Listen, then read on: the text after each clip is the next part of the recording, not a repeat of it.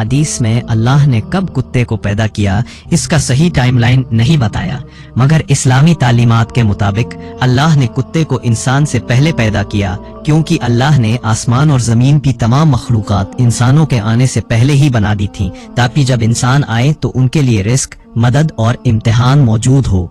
कुत्ता भी अल्लाह की मखलूक है और उसे हिफाजत, शिकार, इम्तिहान और इंसानों के लिए सबक की वजह से पैदा किया गया। कुत्ते इंसान के घरों, बागात और मवेशियों की रखवाली करते हैं, और कुरान में असहाब कहफ की कहानी में भी कुत्ते का जिक्र आता है जिसने बाहर बैठकर उनकी हिफाजत की। सूरह कहफ आयत 18। इसी तरह शिकार में भी कुत्ते इस्तेमाल होते थे, और कुरान सूरह माइदा 5:4 में है कि शिकारी जानवरों को सिखाकर अगर वो शिकार पकड़े तो उसका गोश्त हलाल है। कुत्ते की पाकीज़गी और नापाकी का मसला इंसानों के लिए एक इम्तिहान है, क्योंकि हदीस में आता है कि फरिश्ते उस घर में दाखिल नहीं होते जहां कुत्ता हो। सही बुखारी व मुस्लिम।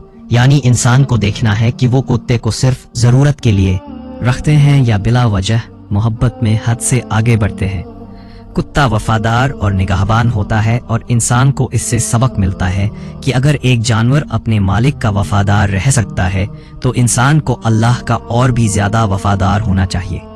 हदीस में नबी सल्लल्लाहु अलैहि वसल्लम ने फरमाया कि जो शख्स कुत्ता रखे बगैर शिकार, खेती या मवेशियों की हिफाजत की जरूरत के तो रोजाना उसके अज्र में 2 करीरात की कमी कर दी जाती है। सही बुखारी, मुस्लिम।